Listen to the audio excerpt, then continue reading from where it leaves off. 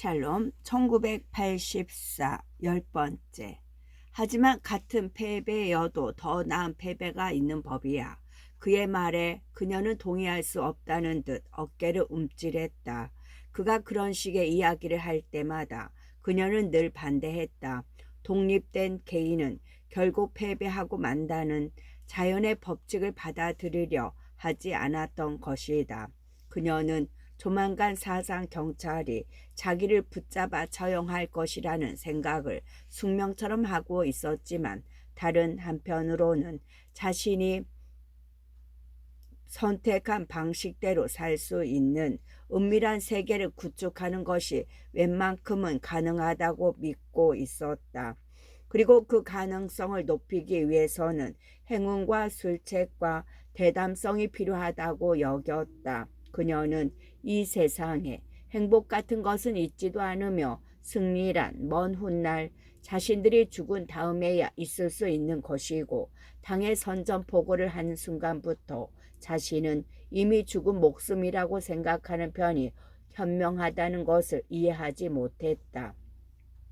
우리는 죽은 몸이야, 미스턴이 말했다. 우리는 아직 죽지 않았어요, 줄리아가 응수했다.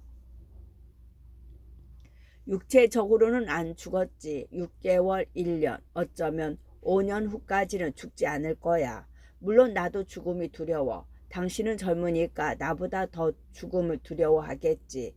노력하면 우리는 죽음을 연기시킬 수도 있을 거야. 하지만 그렇게 해봤자지 뭐. 인간이 인간으로 남아있는 한 죽음과 삶은 그게 그거야. 무슨 말씀을 그렇게 하세요? 당신은 지금 당장 누구와 함께 있어요? 나잖아요. 아니면 해골이에요? 살아있는 게 즐겁지 않나 보죠? 이건 나다, 이건 내 손이다, 이건 내 다리다 하는 식으로 느끼는 게 좋지 않아요?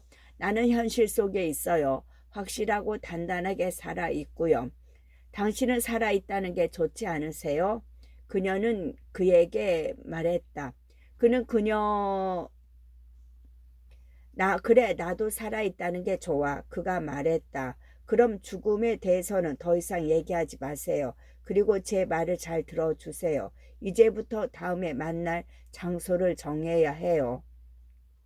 먼저 갔던 숲속 그 공터에 다시 가도 괜찮을 거예요. 오랫동안 안 갔으니까요. 하지만 이번에는 다른 길로 오세요. 제가 벌써 계획을 짜놨어요. 기차를 타고 여길 보세요. 약도를 그릴 테니까요. 그녀는 노련한 솜씨로 바닥에 쌓여있는 먼지를 모아 네모 반듯하게 만든 뒤 비둘기 둥지에서 떼어낸 나뭇가지로 먼지 위에 지도를 그리기 시작했다. 위스턴은 체링턴 씨의 상점 위층에 있는 작고 초라한 방을 둘러보았다. 창가에 커다란 침대가 있고 그 위에 낡은 담요와 커버를 씌우지 않은 베개가 놓여 있었다. 12시간으로 나뉜 문자판이 달린 구식 시계가 벽난로 위에서 째깍거렸다. 한쪽 구석에 접는 탁자 위에는 그가 지난번에 왔을 때 샀던 유리 문진이 어슴푸레한 어둠 속에서 부드러운 빛을 발하고 있었다. 벽난로 받침대에는 체링턴 씨가 마련해준 낡은 양철 석유 난로와 소스팬, 컵 2개가 놓여 있었다. 위스턴은 버너에 불을 붙이고 그 위에 물 주전자를 올려놓았다. 그는 승리커피 한 봉지와 몇 조각의 사카린을 가지고 온 것이다. 시계 바늘이 7시 20분을 가리키고 있었다. 하지만 실제로는 19시 20분이었다. 그녀는 19시 30분에 오기로 되어 있었다. 바로 같은 짓이야. 바보 같은 짓이야. 어리석은 짓이지. 그는 속으로 중얼거렸다. 의식적으로. 그러나 아무런 이유도 없이 자살을 하려는 바보 멍청이. 당원이 저지르는 범죄 중 가장 쉽게 발각되는 것이 이 같은 짓이다. 이런 생각이 접는 탁자 표면에 비친 유리 문진처럼 그의 뇌리에 선명하게 떠올랐다. 예상했던 대로 체링턴 씨는 선뜻 방을 빌려주었다. 그는 몇 달러를 받을 수 있다는 게 기쁜 모양이었다. 방을 빌리려 한다고 웨스턴이 분명히 말했는데도 그는 충격은커녕 불쾌한 내색도 내비치지 않았다. 대신 허공을 바라보며 시시걸렁한 이야기를 늘어놓는데 그 태도가 묘해서 그 자신을 안중에도 두지 않는 것처럼 보였다. 사생활이란 매우 가치 있는 거예요. 체링턴 씨가 말했다. 그러나 때로는 혼자 있을 곳을 갖고 싶어 하지요. 그런데 누군가 그런 곳을 갖게 되면 그걸 알고 있는 사람은 남에게 누설하지 말아야 해요. 그건 상식적인 예의이지요. 그는 마치 자기 자신의 존재가 어디론가 사라지고 없는 듯이 공허한 표정으로 중얼거렸다. 그 집에는 문이 2개 있는데 그중 하나는 뒷뜰로 해서 골목길로 나가게 되어 있었다. 창문 아래쪽에서 노래소리가 들려왔다. 미스터는 모슬린 커튼 뒤로 몸을 숨기고 밖을 살짝 내다보았다. 6월의 태양이 중천에 떠있는 한낮 햇빛 가득한 뜰에서 노르만식 건물의 기둥처럼 단단한 젓갈새 팔뚝을 가진 아낙네가 앞치마를 허리에 두른 채 대야와 빨랫줄 사이를 왔다 갔다 하며 아기 기저귀 같은 네모난 빨래를 널고 있었다. 그녀는 빨래 집게를 입에 물고 있었는데 그것을 떼기만 하면 억센 콘트랄토의 노래소리가 흘러나왔다. 그저 덧없는 꿈이었다네. 4월의 꽃잎처럼 쓰러져 버렸다네. 표정과 말과 꿈으로 흔들어 놓고 내 마음 앗아가 버렸다네. 그것은 지난 몇 주 동안 런던에서 유행하던 노래로 음악국의 한 부서에서 프로를 위해 만든 수없이 많으면서도 비슷비슷한 유행가들 중 하나였다. 그런 노래들의 가사는 사람이 직접 쓴 것이 아니라 작시기란 기계가 만들었다. 그런데 아낙네는 그런 기계가 만든 허섭쓰레기 같은 노래를 멋들어지게 부를 줄 알았다. 아낙네가 부르는 노래소리와 함께 땅바닥을 스치는 그녀의 신발소리, 거리에서 뛰노는 아이들이 떠드는 소리, 말은 소리, 먼 곳에서의 희미한 자동차 소리가 들려왔다. 그런데도 방 안은 이상할 정도로 조용했다. 텔레스크린이 없는 것도 다행이었다. 어리석은 짓이야. 바보 같은 짓이지. 그는 다시금 생각에 잠겼다. 들키지 않고 그곳을 몇 주 동안 드나들 수 있다는 것은 상상할 수 없는 일이었다. 하지만 실내나 가까운 곳에 자기들만의 은시처를 갖고 싶다는 그들의 욕망은 너무도 강렬했다. 교회 종로에서 만난 이후 그들은 얼마 동안 데이트를 할 수 없었다. 중후 주간에 대비해 근무 시간이 대폭 늘어났기 때문이었다. 중후 주간은 아직 한 달도 넘게 남았는데 방대하고 복잡한 준비 작업 때문에 모든 사람들이 시간 외 근무를 해야만 했다. 그런데 2 사람은 운 좋게도 같은 날 오후에 쉬는 시간을 갖게 되었다. 어느 날 그들은 숲속 공터에 가기로 약속했다. 그리고 그날 그리고 그 전날 저녁 거리에서 잠깐 만났다. 여느 때와 다름없이 그들은 군중 속으로 이리저리 떠밀려 다녔다. 그래서 위스터는 줄리아를 정면으로 쳐다볼 수 없었는데 어느 순간 곁눈질로 살펴보니 그녀의 얼굴이 여느 때보다 장박해 보였다. 다 틀렸어요. 내일 말이에요. 말을 해도 안전하다는 판단이 서자 그녀는 재빨리 속삭였다. 뭐 내일 오후에 저는 갈 수 없어요. 왜? 늘 같은 이유죠. 이번에 빨리 시작됐어요. 그는 순간적으로 화가 치밀었다. 사실 처음에 그러나 2번째는 달랐다. 그는 자기가 원하기만 하면 어느 순간 그들은 군중에 밀려 서로 몸이 그러자 줄리아가 잽싸게 그의 손가락 끝을 꽉 쥐었다. 그는 그녀의 그런 행동을 동해. 그런데 그 순간 묘하게도 지금처럼 아무런 두려움 없이 떳떳하게 이런저런 이야기를 나누며 살림에 필요한 일용품이나 사면서 함께 거리를 거닐 수 있다면 더 이상 바랄 게 없을 것 같았다. 그날 그가 체링턴 씨의 방을 빌려야겠다고 마음먹은 것은 그런 생각을 한 다음 날이었다. 그는 자기의 생각을 줄리아에게 말했다. 그녀는 뜻밖에도 쉽게 찬성했다. 둘은 그것이 미친 짓이란 것을 알고 있었다. 그것은 일부러 무덤으로 가는 계단을 밟는 것과 같았다. 그는 침대 가장자리에 걸터앉아 그녀를 기다리면서 애정부의 감방에 대해 생각했다. 앞으로 다가올 공포를 미리 느낀다는 것이 이상 야릇하게 여겨졌다. 99 다음에 100이란 숫자가 오듯 공포 다음에는 예정된 죽음이 온다. 죽음을 피할 수는 없지만 연기시킬 수는 있다. 반면에 이따금 의식적이고 의도적인 행위로 앞당길 수도 있는 것이다. 벼랑간 계단을 급히 올라오는 발소리가 들렸다. 줄리아가 방으로 뛰어 들어왔다. 그녀는 갈색의 거친 천으로 만든 연장 가방을 들고 있었다. 그는 그녀가 청사 안에서 그 가방을 들고 다니는 모습을 가끔씩 보았다. 그녀가 말했다. 제가 가져온 걸 보여드릴게요. 당신은 그 맛없는 승리 커피를 가져오셨죠. 그럴 줄 알았어요. 그런 건 이제 필요 없으니 버려요. 이거 보세요. 그녀는 무릎을 꿇고 가방을 열더니 스패너와 드라이버 같은 연장을 꺼내 놓았다. 가방 속에는 깨끗한 종이로 싼 꾸러미가 몇 개 들어 있었다. 위스턴은 그녀가 건네주는 첫 번째 꾸러미를 받아들었다. 어딘지 낯익은 촉감이었다.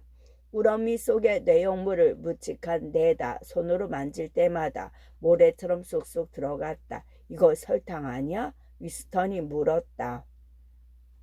진짜 설탕이에요. 사카린이 아닌 설탕이라고요. 그리고 여기 빵도 있어요. 우리가 매일 먹는 거무튀튀한 싸구려 빵이 아니라 흰 빵이에요. 잼도 한 병 있어요. 우유도 한 통 있고요. 자, 보세요. 이것들을 당신에게 자랑하고 싶어서 혼났어요. 그런데 이렇게 종이로 단단히 싸야만 했어요. 그 이유는 굳이 그 이유를 설명할 필요도 없었다.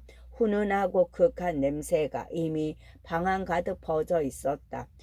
그것은 위스턴이 어렸을 때 맡아본 것과 같은 냄새였다. 그는 지금도 가끔씩 그 냄새를 맡을 때가 있는데 그것은 잠시 열려있는 남의 집 문 안 동로에서 풍겨 나와 사람들이 몰려있는 거리에 퍼져서는 저마다의 코끝을 스쳤다가 이내 사라지곤 했다. 이건 커피로군. 진짜 그것도 진짜 커피? 그가 나지막이 말했다. 내부 당원들이 마시는 커피예요. 1kg짜리죠. 어떻게 이런 걸 구할 수 있었어? 모두 내부 당원용 물건이에요. 그 돼지 같은 놈들은 없는 게 없어요. 물론 이건 웨이터나 하인들이 슬쩍한 거죠. 보세요. 이 조그만 봉지엔 홍차도 들어있어요. 위스턴은 그녀 옆에 쭈그리고 앉았다. 그러고는 홍차 봉지에 안쪽 귀퉁이를 찢었다. 진짜 홍차로군. 흑달기 이파리가 아닌걸. 요즘엔 홍차가 많아졌어요. 인도나 그 비슷한 지역을 점령했나 봐요. 그녀가 애매한 표정으로 말했다. 그런데 제 부탁 좀 들어줄래요? 3분 동안만 등을 돌리고 계세요. 침대 저쪽으로 가서 앉아 계시겠어요? 창 쪽으로는 너무 가까이 가지 말고요. 제가 말할 때까지 돌아보지 마세요. 위스턴은 모슬린 커튼 사이로 멍하니 밖을 내다보았다. 뜰에서는 젓갈새 팔뚝의 아낙네가 아직도 대야와 빨랫줄 사이를 왔다 갔다 하고 있었다. 이윽고 그녀가 입에 문 빨래 집게 2개를 떼더니 감정을 실어 노래를 부르기 시작했다. 시간이 모든 걸 해결해 준다지만 언제나 잊을 수 있다고들 말하지만 웃음과 눈물이 해를 거듭해 오늘도 내 가슴을 쥐어 짜누나. 아낙네는 시시껄렁한 유행가는 다 부를 줄 아는 모양이었다. 그녀의 노래는 여름 공기에 섞여 상큼하게 울려 퍼져서는 아련한 예술을 자아냈다. 만약 6월의 저녁이 영원히 계속되고 빨랫감이 한없이 나온다면 아낙네는 천년이란 세월이 가도 그 자리에 그대로 남아 빨래를 널면서 시시한 유행가나 흥얼대며 만족스럽게 지낼 것처럼 보였다. 그는 그때까지 당원이 혼자 노래 부르는 것을 본 적이 없다는 사실이 기이하게 생각되었다. 대부분 사람들의 눈에는 혼자 노래 부르는 것이 독백을 하는 것처럼 이단적이면서 위험한 기벽으로 비칠 것이다. 어쩌면 노래란 굶어 죽을 지경에 이르렀을 때 부르는 것으로 사람들에게 인식되어 있을지도 모른다. 이젠 돌아봐도 돼요. 줄리아가 말했다. 위스턴은 몸을 돌렸다. 그는 한동안 그녀를 알아볼 수 없었다. 그녀의 변신은 그보다 훨씬 더 놀라운 것이었다. 그녀가 얼굴에 화장을 한 것이다. 그녀는 노동자 구역에 있는 상점에 몰래 들어가서 화장품 한 세트를 구입한 게 틀림없었다. 그녀의 입술에는 립스틱이 칠해져 있고 볼에는 연지가 발라져 있었다. 그녀는 심지어 코에도 분을 발랐는데 눈을 돋보이게 하기 위해서 그 밑에 뭔가를 바르기까지 했다. 전체적으로 화장이 썩 잘 된 것은 아니었지만 위스턴은 이 방면에 대한 눈은 높지 않았다. 그는 그때까지 얼굴에 화장한 여자 당원을 본 적도 상상한 적도 없었다. 그의 눈에 비친 줄리아의 얼굴은 놀랄 만큼 아름다웠다. 가볍게 화장했을 뿐인데도 그녀는 눈에 띄게 예뻐졌을 뿐만 아니라 훨씬 더 여성다워 보였다. 짧은 머리카락과 남자 같은 제복이 그녀의 여성스러움을 더욱 강조한 것 같았다. 오랑캐꽃 향기가 코 속으로 기분 좋게 스며들었다. 어두컴컴한 지하실 부엌과 굴속 같은 여자의 입을 떠올렸다. 다음엔 제가 뭘 하려오는지 아세요? 어디서든 진짜 여자 옷을 구해서 이 꼴 사나운 옷 대신 그걸 입을 거예요. 실크 스타킹하고 하이힐도 신고요. 이 방 안에서만이라도 당의 동지가 아니라 여자가 되겠어요.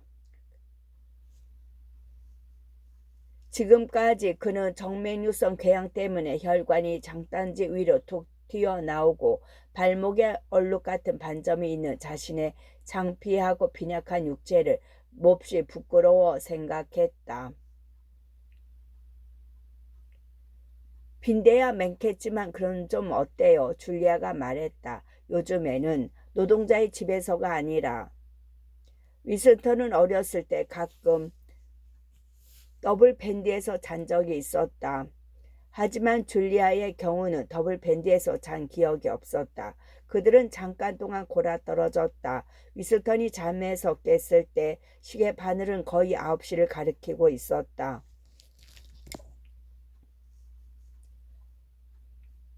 석양의 노란 빛이 침대 끝을 지나 물이 끓는 냄비가 놓여있는 벽난로를 비추었다. 창문 아래 들에서 들리던 아낙나의 노래 대신 거리에서 뛰노는 아이들의 외치는 소리가 희미하게 들려왔다. 옛날에는 이처럼 시원한 여름날 밤에 밖에서 들려오는 평화로운 소리에 귀 기울이는 일이 가능했을까? 그는 문득 그것이 궁금했다. 아무래도 이런 일이 일상적인 일은 아니었던 것 같았다. 물이 반으로 쫄아들었을 거예요. 일어나서 꼭 커피를 다 드릴게요. 1시간쯤 잔 것 같네요. 그런데 당신 집에서 몇 시에 불이 나가요? 그녀가 물었다. 23시 30분. 합숙소에서는 23시예요. 하지만 그보다 일찍 들어가야만 해요. 왜냐하면 꺼져. 이 더러운 거사. 그녀가 갑자기 구두 한 짝을 집어들었다.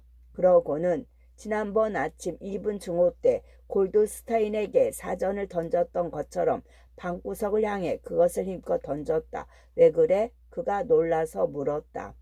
쥐예요. 놈이 저쪽 널판지 틈으로 징그럽게 코를 쑥 내밀었어요. 널판지 아래쪽에 구멍이 있나 봐요. 아무튼 놈은 놀라서 간이 콩알만해졌을 거예요. 쥐라고? 이 방에 쥐가 있어? 위스턴이 중얼거리듯 말했다. 쥐야 어디에든 있죠. 줄리아가 아무렇지도 않은 듯이 말했다. 합숙소 부엌에도 있어요. 런던의 일부 지역은 아예 쥐들의 세상이 돼버렸어요.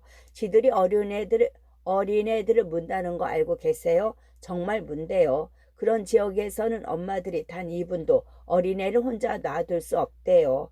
굉장히 큰 갈색 쥐들이 물가 봐서요. 징그럽게도 그 더러운 놈들은 언제나. 위스턴이 눈을 꼭 감고 그만. 위스턴이 눈을 꼭 감고 소리를 질렀다. 어머, 얼굴이 창백해요. 왜 그러세요? 어디 괜찮으세요? 세상에서 가장 무서운 게 쥐야. 그는 곧바로 눈을 뜨지 못했다. 일생을 살아오면서 이따금씩 겪었던 악몽 속으로 빠져든 느낌이 들었기 때문이었다. 악몽은 언제나 똑같았다. 그는 캄캄한 벽 앞에 서 있고 반대편에서 차마 눈뜨고 마주 볼 수 없을 정도로 무서운 그 무언가가 있었다. 꿈속에조차 그는 스스로를 기만하고 있다는 것을 깨달아야 했다. 왜냐하면 캄캄한 벽 뒤에 무엇이 있는지 사실은 잘 알고 있기 때문이었다. 만약 그가 뇌 한 부분을 떼어낼 정도로 필사적인 노력을 기울인다면 어둠 속에 있는 그것이 무엇인지 쉽게 밝혀낼 수 있을 것이다. 그럼에도 그는 언제나 그 정체를 밝혀내지 못한 채 잠에서 깨어나곤 했다. 그런데 그것이 줄리아가 말하려는 것과 무언가 관련이 있는 것 같았다. 미안해. 아무것도 아니었어. 나는 그저 쥐가 싫은 것뿐이야. 그가 말했다. 걱정 마세요. 이제부터 그 징그러운 짐승들이 여기엔 얼씬도 못하게 할 테니까요. 떠나기 전에 천으로 구멍을 틀어 막겠어요. 그리고 다음에 올 때 석회를 가져와서 완전히 메울 거예요. 이제 그 캄캄한 공포의 순간도 웬만큼 잊혔다. 그는 좀 창피한 생각이 들어 아무 말 없이 침대 머리맡에 기대 앉았다. 주리아는 제복을 입고 커피를 끓였다. 냄비에서 풍겨나온 커피 냄새가 지나치게 강렬하고 자극적이었다. 그녀는 창문을 닫았다. 바깥에 있는 사람들이 냄새를 맡으면 꼬치꼬치 캐물을지도 모르기 때문이었다. 설탕을 탄 커피 맛은 비단결처럼 부드러웠다. 그것은 사카린 시대 이후로 위스턴에게는 거의 잊힌 맛이었다. 줄리아는 한 손은 주머니에 넣고 다른 한 손에는 잼을 바른 빵 한 조각을 든 채 방 안을 왔다 갔다 했다. 그러면서 무심코 책장을 들여다보기도 하고 접는 탁자를 수선하는 최상의 방법이 무엇인지 말하기도 하고 낡은 안락 의자가 정말 편안한지 앉아보기도 하고 12시간짜리 문잡한 시계를 재미있다는 듯 많이 들여다보기도 했다. 그녀는 또 밝은 곳에서 더 자세히 보려는 듯 유리 문진을 가지고 침대 쪽으로 다가왔다. 그녀에게 그것을 받아든 위스턴은 유리의 부드럽고 빗방울 같은 모양에 다시 한번 감탄했다. 뭐예요? 주리아가 유리 문진을 가리키며 물었다. 별거 아닌 것 같아. 어떤 특별한 목적으로 사용된 것 같지는 않아 보여. 그래서 이게 좋아. 굳이 말하자면 이건 그들이 미처 바꿔놓지 못한 역사의 한 단편이지. 만약 누군가 해독할 수만 있다면 이건 100년 전 메시지인 셈이야. 그럼 저기 걸려있는 그림도 100년쯤 됐을까요? 그녀가 맞은편에 걸려있는 파나를 턱으로 가리켰다. 더 될걸. 한 200년은 됐을 거야. 정확한 것은 아무도 알 수 없지만 말이야. 오늘날엔 무엇이든 그 연대를 알아낼 수 없게 돼버렸어. 그녀는 그림이 걸려있는 벽 쪽으로 걸어갔다. 아까 그 쥐가 여기에서 코를 내밀었어요. 그녀가 그림 바로 밑에 있는 널판지를 발로 차며 말했다. 그런데 이곳은 어디죠? 전에 다른 데서도 본 것 같은데.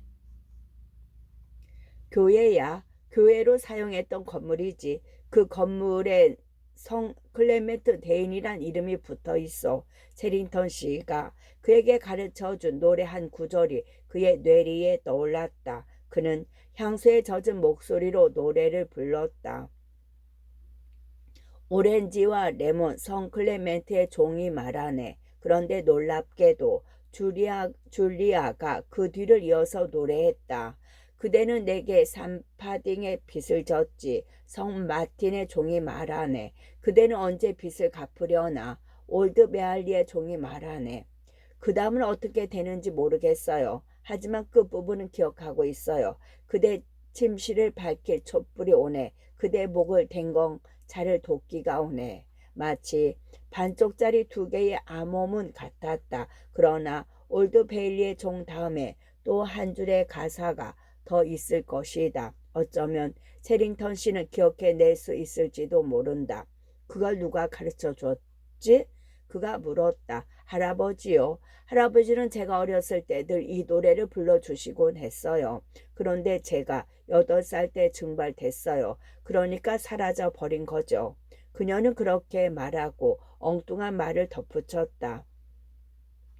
그런데 저는 레몬이 어떻게 생긴 건지 통 모르겠어요. 오렌지는 본 적이 있어서 하는데 말이에요. 오렌지는 껍질이 두꺼운 데다 색깔이 노랗고 모양이 둥근 과일 맞죠? 나는 레몬을 본 적 있어서 잘 알아. 1950년대만 해도 아주 흔한 과일이었지. 그런데 맛이 어찌나 신지 냄새만 맡아도 입안이 침이 고일 정도야. 저 그림 뒤엔 빈대가 득실거릴 거예요. 언제 저걸 떼어서 깨끗이 청소해야겠어요. 그나저나 이제 떠날 때가 된 것 같네요. 먼저 화장부터 지워야겠어요. 아유 귀찮아.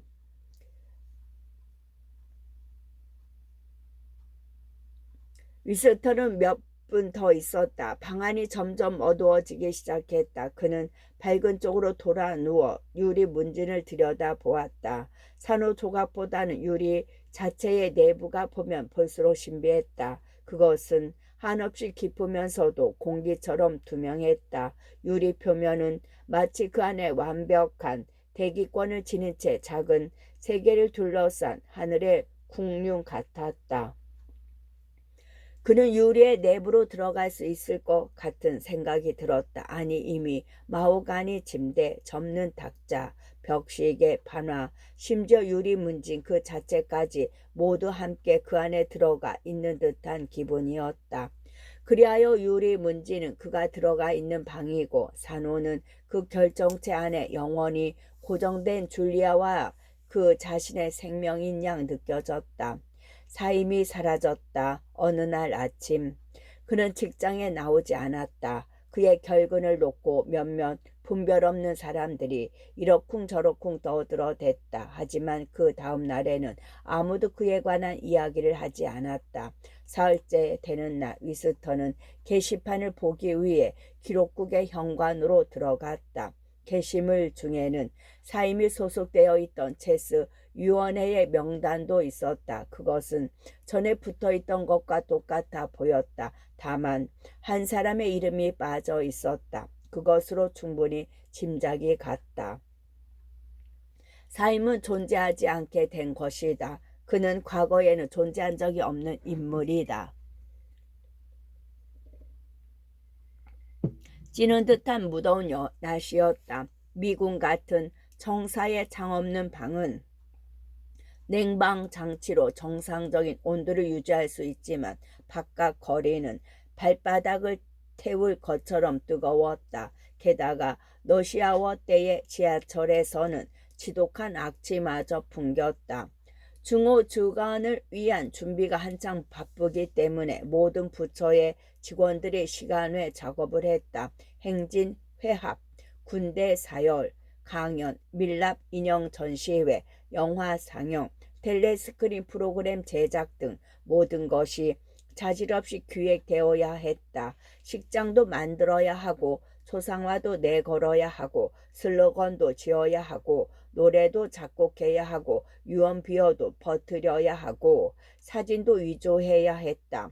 장작국의 줄리아가 속해 있는 관은 소설 제작을 중단하고 잔인한 내용의 판플릿 시리즈를 만드느라 정신없이 바빴다. 위스터는 정규 업무 외에도 하루 몇 시간씩 타임스 저를 뒤져서 연설에 인용할 기사를 고치거나 삭제하는 작업을 했다.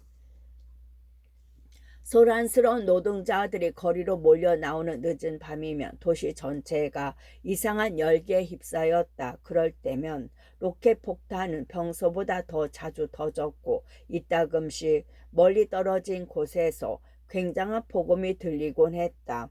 그런데 그것에 대해서는 아는 사람 하나 없이 소문만 무성하게 나돌았다. 중호 주간의 주제가가 될세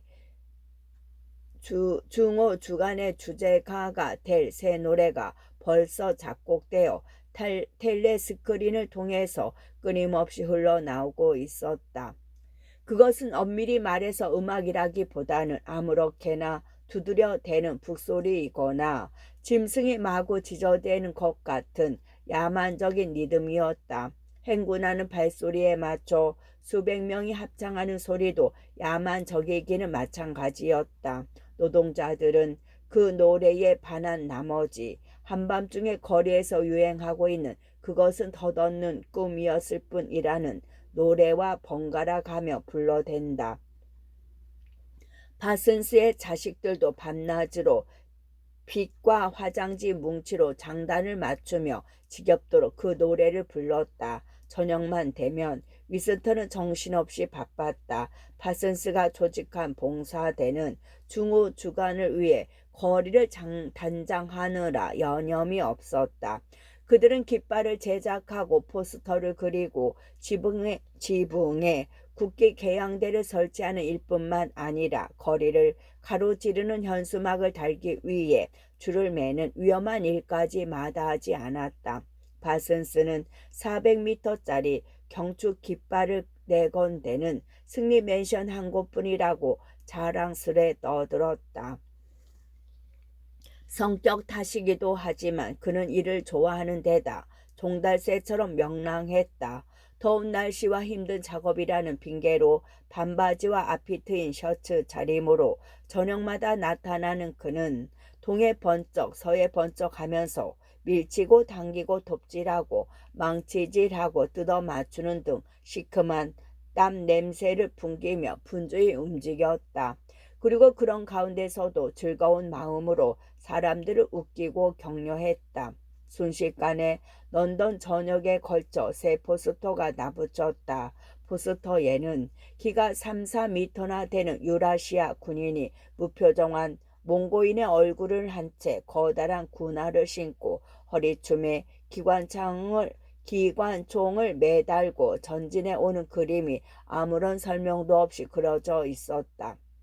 그 그림에서 가장 인상적인 것은 기관총의 총구였다. 그것은 어느 각도에서든 보는 사람을 겨냥하도록 원근법에 의해 확대해서 그려져 있었다.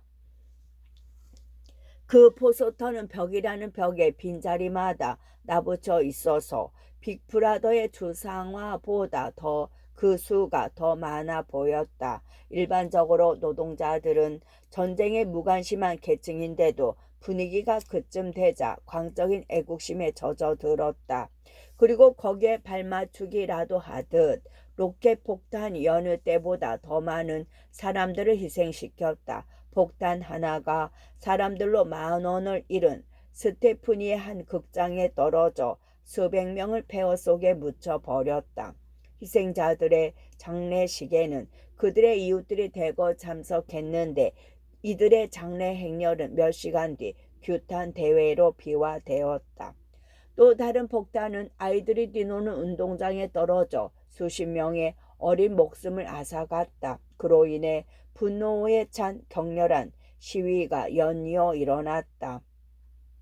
사람들은 골드스타인의 초상화를 불태우고 수백 장의 유라시아 군 포스터를 찢으며 소각했으며 상점을 닥치는 대로 약탈했다. 그런 아수라장 속에서 스파이들이 무전으로 높게 폭탄을 떨어뜨릴 장소를 미리 정한다는 소문이 나돌았다.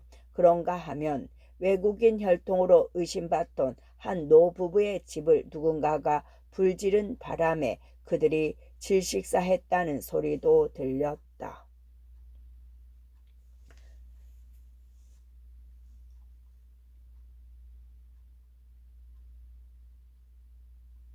위스턴과 줄리아는 체링턴씨 상점의 위층 방에 오면 더위를 식히기 위해 창문부터 열어 젖혔다. 쥐는 2번 다시 나타나지 않았지만 대신 빈대가 무더위 속에서 극성을 부렸다. 그러나 그런 것쯤은 아무래도 상관없었다. 더럽든 깨끗하든. 그들은 방에 도착하자마자 암시장에서 사온 후춧가루를 사방에 뿌리고 땀을 뻘뻘 흘렸다. 그러고는 그들이 잠에서 깰 무렵이면 빈대들이 반격하듯 떼지어 덤벼들었다. 그들은 6월 한 달 동안 4번, 5번, 6번, 아니 7번 만났다. 위스턴은 밤낮 없이 술을 마시던 버릇을 버렸다. 술을 마실 필요가 없어진 것이다. 그의 볼에는 살이 올랐고 정맥류성 궤양도 발목 근처의 갈색 반점만 약간 남긴 채 가라앉았다. 이른 아침마다 발작적으로 터져나오던 기침도 멎었다. 이제는 삶이 지루하게 느껴지지 않았다. 텔레스크린 앞에서 얼굴 표정을 바꾸거나 목이 터져라 욕설을 퍼붓고 싶은 마음도 더 이상 일지 않았다. 그들은 다름 아닌 안전한 응시처를 갖고 있기 때문에 가끔씩이라도 만날 수 있었다. 물론 만나봤자 고작 1~2시간밖에 함께 있지 못했지만 그렇다고 그것이 그게 불만스럽지는 않았다. 중요한 것은 고물상 위에 그 방이 계속 있어야 한다는 사실이었다. 그 방이 누구의 침해도 받지 않고 거기 그대로 있다고 생각하는 것만으로도 위스턴은 그 방에 가 있는 것 같은 안온함을 느꼈다. 그 방은 하나의 세계였고 멸종된 동물들이 다시 살아나서 돌아다니는 과거의 주머니였다. 첼링턴 씨도 또 하나의 멸종된 동물이라고 위스턴은 생각했다.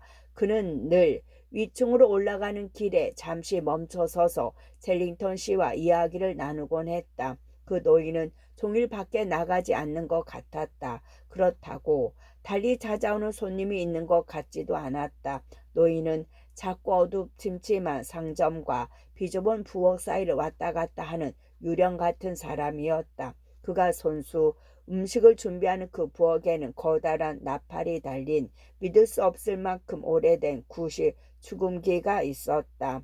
노인은 이야기 나누는 것을 좋아하는 듯했다. 기다란 코에 도수 높은 안경을 쓰고 구부정한 어깨에 벨벳 재킷을 걸친 채 싸구려 물건들 사이를 서성거릴 때에 그는 장사꾼이라기보다 수집가 같은 인상을 풍겼다.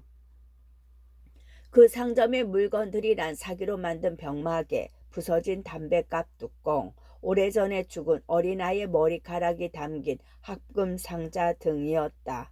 노인은 다소 맥이 풀린 듯한 모습으로 그런 허섭쓰레기 같은 것들을 만지작거렸는데 위스턴에게는 사라고 권하지 않고 그저 자랑만 할 뿐이었다. 그의 이야기를 듣고 있으면 마치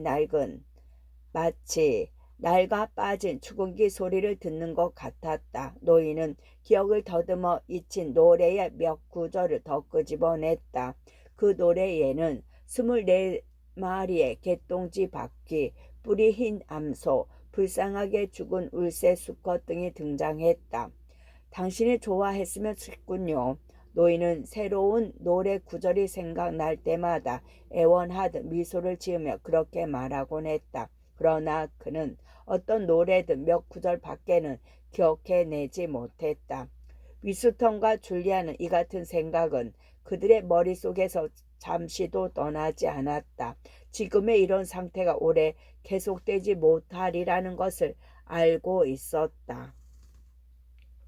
어떤 때는 죽음이 눈앞에 와 있다는 사실이 그들에게 뚜렷하게 인식이 되기도 했다. 그럴 때면 둘은 저주받은 영혼이 죽음 직전에 최후의 위안거리를 찾듯이 절망적이 매달렸다. 그러면서도 그들은 이따금씩 자신들이 안전하며 이런 상태가 영원히 계속되리라는 환상에 젖기도 했다. 사실 그들은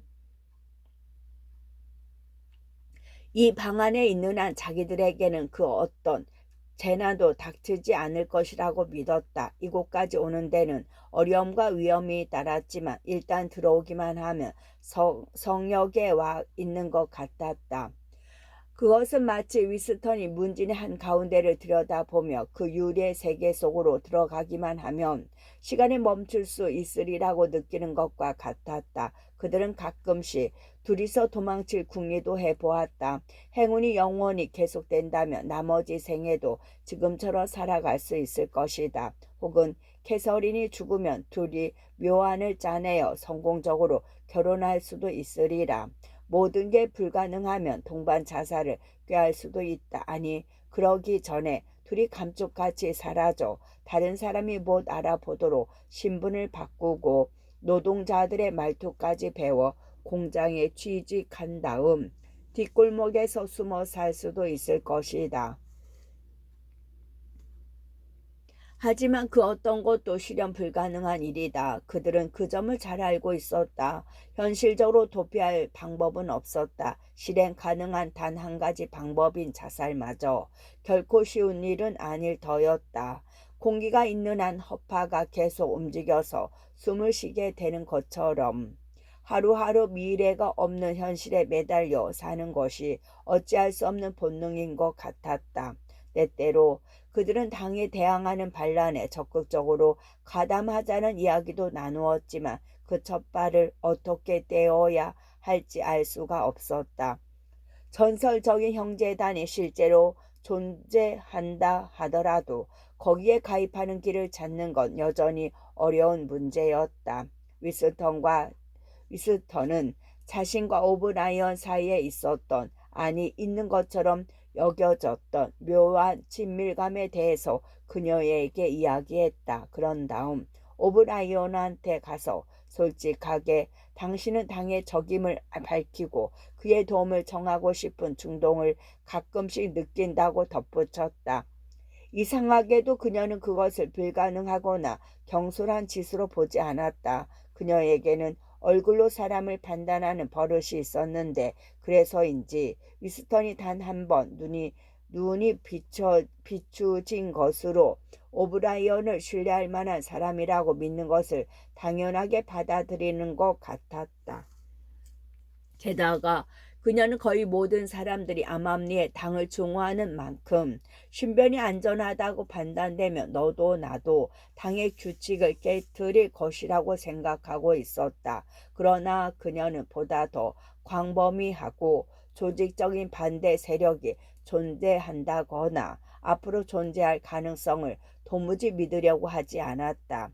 골드스타인이나 그의 지하 군대에 관한 이야기들은 당이 조작해낸 헛소리이고 사람들은 그것을 단지 믿는 척하고 있을 뿐이라는 것이었다. 그녀는 그동안 수없이 많은 당의 권리 대회나 자발적인 시위 대열에 참가해 목청껏 사람의 이름을 부르면서 저영하라고 외쳐댔다고 말했다. 하지만 그녀 자신은 정작 그 이름들을 한 번도 들어본 적도 없거니와 그 당사자들이 무슨 죄를 저질렀다고 믿어본 적도 없다는 것이었다. 그녀는 공개 재판이 열릴 때면 아침마다 저녁까지 재판장을 에워싸고 있는 청년 연맹의 파견단 속에 끼어 앉아서 이따금씩 저 반역자를 저형하라 하고 소리쳤다고 했다. 그리고 2분 중후 시간에는 그 누구보다 거세게 골드스타인을 향해 욕설을 퍼부었다고 했다. 하지만 골드스타인이 누구이며 그가 어떤 정책을 내걸고 있는지 전혀 모른다는 것이었다. 그녀는 혁명 이후에 성장한 세대이기 때문에 1950년대와 1960년대의 이념 전쟁을 알지 못했다. 따라서 그녀에게 개인적인 정치 활동 같은 것은 상상도 할 수 없는 일이었고 당은 정복될 수 없는 것이었다. 당은 영원히 존재하고 언제나 한결같은 절대 권력이었다. 사람들이 거기에 대항할 방법은 거의 없었다. 있어봤자 명령에 잘 따르지 않거나 몇 사람을 죽이고 무언가를 폭파하는 것 같은 개별적인 파괴 행위일 뿐이었다. 어떤 면에서 보면 줄리아가 위스턴보다 훨씬 더 예리했다.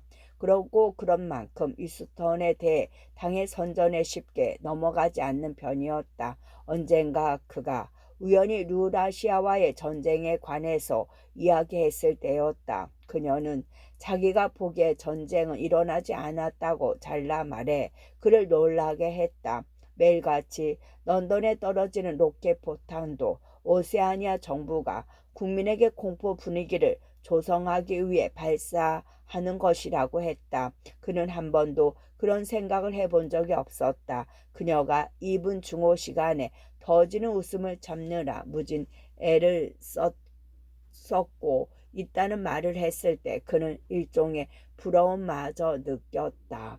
끝.